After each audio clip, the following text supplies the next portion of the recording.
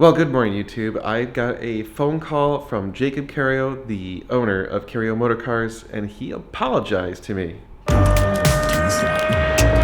are you recording all of the nefarious activities? If you're new to the channel, my name is Dan, and this is my garage, and we are on the hunt to find a Lamborghini Gallardo Superleggera. If you didn't know already, we found one, and well, the whole deal fell apart, and it just got ugly, and it's just a very odd situation. As of this point, I'm not really out much money. I'm out a little bit of money because of some fees I had and whatever, but it's basically insignificant. So that's not really what this is about anymore. What this is about is I deal with hundreds of transactions related to supercars a year. That is one of the things that we do, is we offer consultation services. You can buy them on our website, normalguysupercar.com.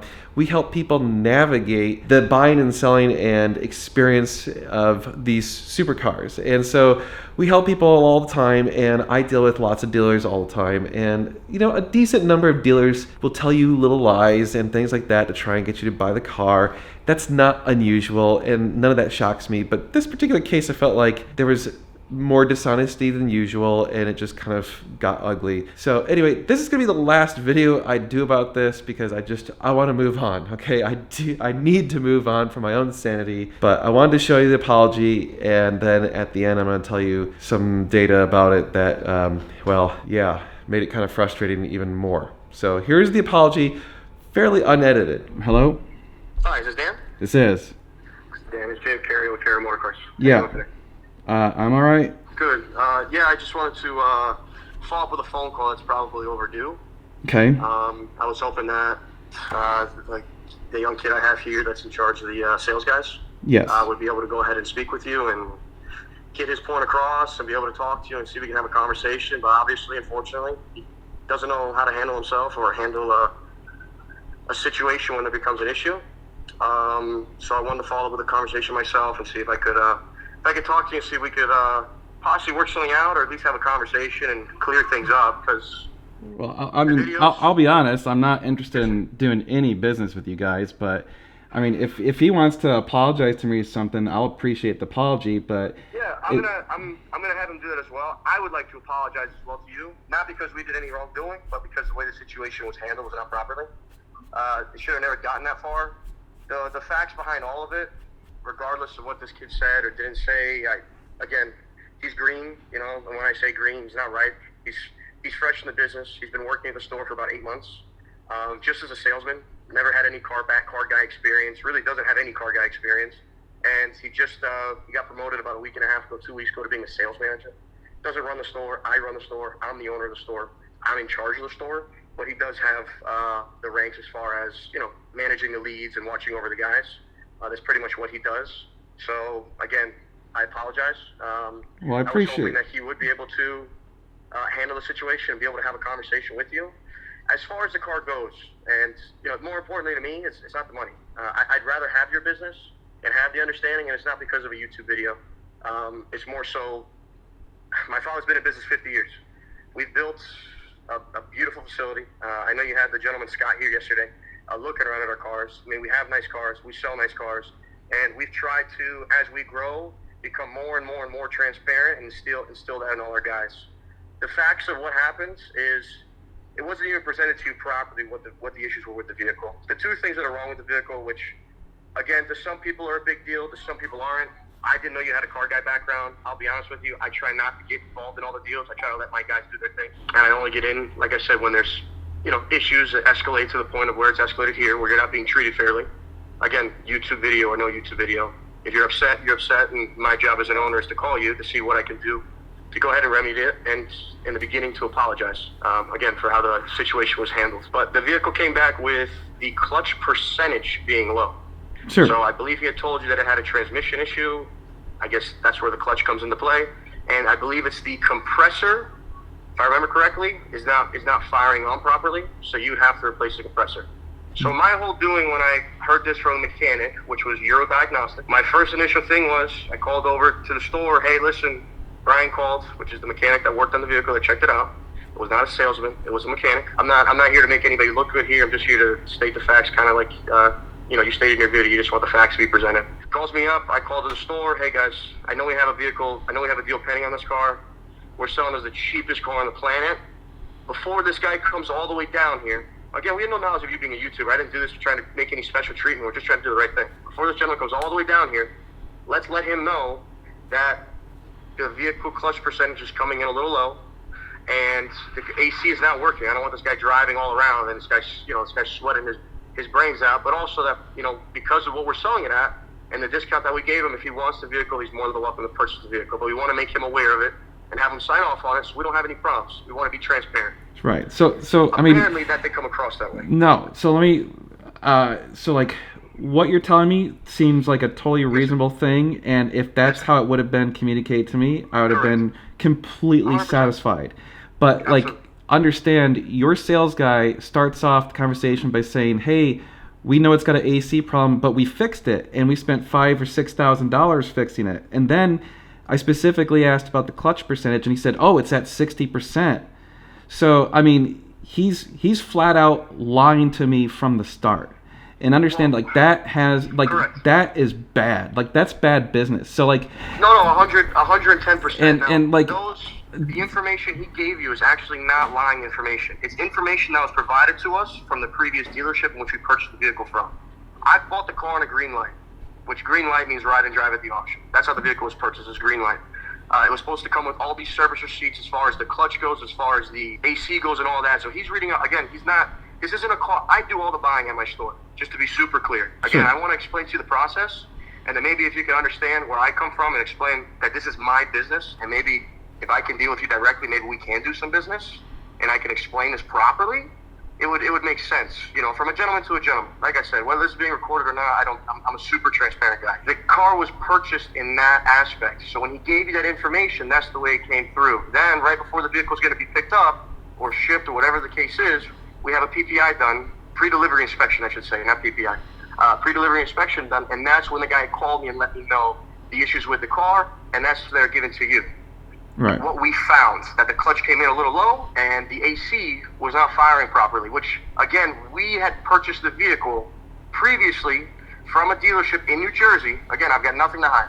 Through the auction, with the disclosure, it came with all these service records, all the 9 yards, so on and so forth, which there may be, but I mean, they might not have been as recent as, they made them seem to be. I would like to say that, maybe we didn't, get it advertised properly to us, so I didn't want to take the information that we were relayed and say, oh, well, listen, this is what we had, and then start trying to scavenge around for receipt. We're not that. I'm not here just for profit. Listen, we have customers that come and they bought 8, 9, 10 cars from us in a 3-month period. There's a reason for it. We stand behind our product. We stand behind the clients. Unfortunately, in business, you can't please everybody, but you can do your absolute best too. And some people are just, unreasonable. And even with the unreasonable people, we try to do our absolute best. Because, again, we're here. Listen, I'm here for the next 40 years. I'm a young man myself. My father's been in the business 50 years. My father's almost 70 years old. He's not here for a hit and run. Well, I'm not here for the hit and run. I'm gonna here for give the you, longevity. from a business guy to a business guy, Yes, sir. you need to take your sales guy or whatever position he's in and have him listen to this phone call as a case study on how to handle the situation properly. Absolutely. Like, to me, he is completely incompetent. I literally have dealt with hundreds and hundreds of these sales, and I'm sure you have too. Yes, sir. And it was appalling, the level of incompetence. And then for him to come at me Yes, sir. and sit there and he literally is trying to attack me. It's just, I'm just, You are 110% correct in this aspect, and that's why the first way I started out this conversation was apologizing to you. sure, Again, exactly. Look, YouTube video is I don't listen. The fact is, you shouldn't have been. The situation shouldn't have been handled that way. And if it would have just been worded properly from the beginning, but Right. since he's not a car guy. And Right. Again, if this was a this would have been And understand, easily avoided. This was so simple. All he had to do, look, if he would have called me when the car broke on Thursday or whatever and said, hey, the car's going in the shop. We don't know what's wrong with it. Maybe you should change your schedule or your flights or whatever. Yeah. We could have worked it out. I probably would have come out there and bought it 10 days later or whatever. I'm flexible. But instead, no one calls me, no contact, and all of a sudden I call him literally an hour before I'm getting on a plane, and he's like, oh yeah, it's broken. Hey, here's this other car that's $80,000 more, we should get you in that one. And then I go look it up, and it's not even a real Superleggera. And he's telling me, oh, we got this other Superleggera. Like, Yeah, no, the car's not. I know. Again, it's because of the knowledge. The car was sold at the auction. Everything that these guys pull, unless you get to like one of my guys is a real car guy. Unfortunately, this kid is just young. When the cars get pulled through, all he does is look at the piece of paper. Yeah, I've got another. Oh wait, there's no malice intent done by him. His whole intention behind it was, let me see if I can try to get you another car. And, it wasn't, no one was trying to sneak anything through. No one was trying to do anything. If you look at the auction reports, which you circled in the thing, the car's listed as Superleggera. So we're actually fighting the auction on behalf of this, because just like the first time around when the car was supposed to come with service receipts and it didn't, this time around we purchased a vehicle that was supposed to be a Superleggera that came in and clearly is. The seats don't match, door panels don't match. I mean, right. You can't really, the car doesn't pass as a Superleggera, but there would have to be a car guy that walks out to it and go, hey, listen, this doesn't really add up. It's got a little Superleggera body kit, but it's not an actual Superleggera. Again, the shame of it is he's actually really good. He's a really good kid. He's a bright young man. He just doesn't have the experience.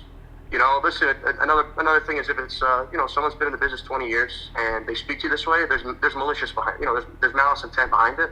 As far as this goes, it's just honestly a kid trying to work a situation. I should say a kid. He's a young man. It's a young man trying to work the situation that he's not there yet.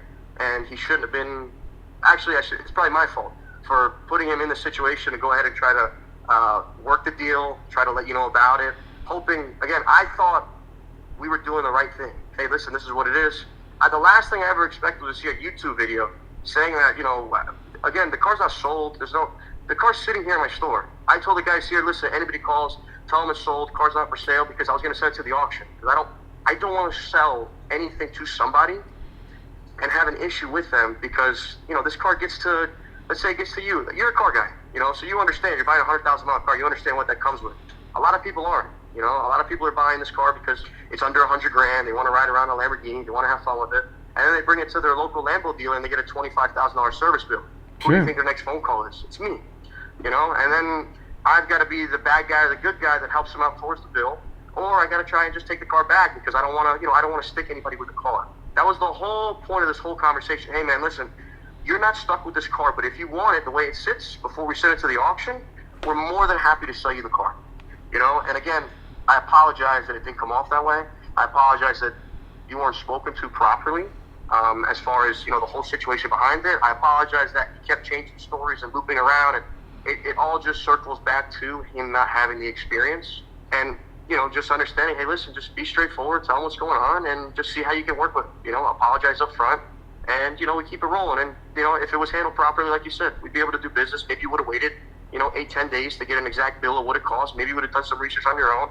Or in this case, like you said in your videos, you worked on these cars, so you would have been happy just to do the work yourself. Yeah. I'll follow up with all of this. The car is here at my store. The vehicle is not sold. Your deposit was refunded right away. Again, nobody was trying to keep your deposit either. We had a wire right back to you immediately. Again, the whole process in my head was everything was done right until I watched the YouTube videos. And then after I watched the YouTube video, my father, myself, pulled Stefan, the gentleman you spoke with, into our office, spoke to him. Listen, we understand you're not trying to, you're not trying to do things. You're not yelling at the guy. You're not saying, you're not cursing the guy. But what you're saying is not right. And if you can't watch this video and understand that it's right, then you're not there yet to be in charge of all the sales. Maybe you need to take a step back, and maybe we should have, let you grow a little more into the business since you're so early on, so you know how to properly handle situations like this. Again, I don't want to keep, beating a dead horse. I just really want you to understand that I do apologize. Well, thank you. Look. And if you want to do something with the car, okay? If you want to do something with the car, I'd be happy to pay for your flights down. I'd be happy to meet you. I'd be happy to shake your hand. I'd be happy to apologize in person for how the situation was handled. Again, there was no malicious intent. Just, I apologize for how the situation was handled. I'd love to have Stefan have the opportunity to apologize for you. Again, I'd be happy to pay for your tickets, happy for you to come down. The car is sitting here. You had the gentleman, Scott, come yesterday. The car happens to be gorgeous. I mean, it's a beautiful car. It's just, we want to be 110% straightforward. You want to come drive the car, feel the car, touch the car, you're more than welcome to. I'll honor the same price I gave you on it. The AC compressor you might be able to get done for $2,500. It's really not that big of a deal. And the clutch, you might be able to drive it for, a little while before it goes. But I'm not here for the short term. The clutch could be good for 3 months, and then in 3 months it goes bad. Hey, I only had the car for 3 months. The clutch goes out. I don't want that. I just want to be transparent. Hey, listen, the clutch life came in a little low, and the AC compressor is not firing on. The car's got 100,000 miles. Engine sounds good. Other than that, the car's really nice. If you'd like to come down, you're more than happy to grab it. If you want to do some homework, let me know. I could keep the car on hold for a few more days. Again, the verbiage, how everything was dealt with, was just not done appropriately. But I'd love the opportunity to try to go ahead and do business with you. If there's anything I can do to make that happen, you let me know, and I'm happy to do so. I mean, as much as it would have been tempting a few days ago, at this point, no, I've already got another car. I'm already scheduled to go pick up another car. But like I said, I'm a completely reasonable person. I am appreciative of the fact that you are apologizing and taking responsibility for your employee's actions. Like, it's not excusable.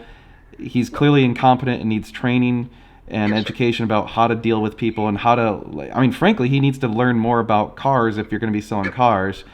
So I appreciate all of that, but at this point, I'm not in the, I've already got another car, so I'm not interested in that car. Which is fine. Listen, before I did anything with the car, I wanted to at least have a conversation to let you know. Which I appreciate that. I do. It's available to wholesale or to someone that wants to have a car that they might have to do a little work on, that they're okay with. But 90% of my clients, they want to jump in a car and drive. Sure. So for me to have a sales call and explaining the wrongs of the car, I don't want to mix cars that need things with what we actually sell, cars that are ready to go.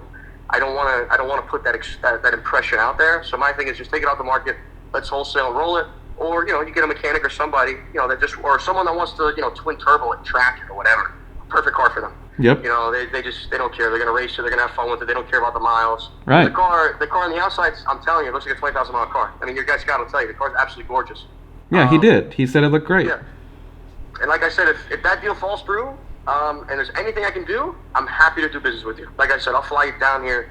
Whatever it is I need to do to show you that I'm not just calling you just to talk to you. I can actually show you and shake your hand. I think you'd love our facility here as well. And yeah, like you, again, just like your last comment, he's young, he's new to the business, and I was hoping that over time he would learn and put everything together, and over time he will. Over time will actually probably be awesome. He's got a great work ethic. Every mistake is an opportunity to learn. Exactly. It's only a failure if you don't learn from it. Exactly. No, 110%. If you're okay with that, I'd like to at least have him have the opportunity to call you and apologize. For how the situation was handled, because it wasn't done the right way. If you're okay with that, if not, then honestly, I don't even want to talk to him anymore, man. Okay, well then, just if you could take my apology. I do, and honestly, your apology means more to me than his. Okay, you got it. And if you need anything from me, you can always call the store. If you ever see something in the future you'd like, I'm more than happy to handle the whole deal with you. Myself, again, I just want to be completely transparent about how actually everything happens. And again, my apology is sincere and goes a long way. So if you need anything from me, call me anytime. If you change your mind, you want to come here, I can hold the car for you for a few days. I'm just a call away. The car's, I don't have any rush to do anything with the car. It's just sitting here in my showroom, as your guy Scott saw. Vehicle is not sold once again. It was just us trying to, speaking to a regular consumer, believing that you were just a consumer, not a YouTube car guy. Nobody knew, to let you know this is what came back as a result of the inspection, and what is it that you'd like to do, because we don't want to put you in a situation where you feel like you got duped, where we sold you a car that we told you was one thing, it gets there and you get another. With that being said, again, I apologize, and if you need anything, call me. I appreciate it. Thank you very much. All right. Nope, I thank you, Dan. You have a blessed day. Be safe. Bye-bye. You too. Bye. So first of all, I was appreciative of the fact that he apologized, and I think that that's the proper thing to do in a business situation. And it was really interesting because he offered to fly me out there, pay for my hotel and flights and whatever. But the interesting thing was he kept saying that the car was still available. Well, it's not. I actually got an email from a gentleman who is the guy who is buying the car. In fact, as of the recording of this, he's supposed to be buying the car today. So by the time this comes out, he should own the car. I'll know whether or not he actually bought the car. What's frustrating to me about that is I gave my deposit on the 14th of December. This guy he paid for the car in full on the 20th. So he sent me the contract. I got a copy of it. So they lied about that again. So I don't know why they would keep lying to me. Why couldn't they have just told me the car sold to someone else? I don't get that. Like, I understand that they violated the contract then, but you could have just told me. Just say, hey, the car was sold to someone else. I'd have been mad, but I would have moved on and none of this would have happened. They could have done that. It would have been much easier. So here's a lesson to learn for you dealerships. If you screw someone, just be honest about it. And basically that puts me in a position where, what can I do? Nothing. I can move on. I can be mad and pound sand and move on. That's all I could have done. Instead, they drug it out and kept these lies going for I don't know what reason. It's really, really weird. So, and the other thing that we can't figure out is what was their end game if I had shown up, or what if I had called his bluff right here? What if I had said, yeah, I still want it? Because we did still want that car, but at that point, we've already bought another car. So the whole thing's mind-blowing.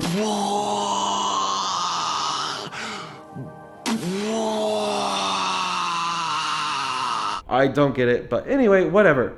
We're moving on. Like I said, we have another car. We're actually going out to pick it up very, very soon. So you are going to want to see that. Please like, share, and subscribe. We appreciate when you guys do it. It supports us, keeps us going. So thank you so much to all of you that do that. And of course, go buy your parts through our website, normalguysupercar.com. We really do appreciate that very much. So we're going to be doing more car stuff. You're going to want to stay tuned. It's going to be sweet.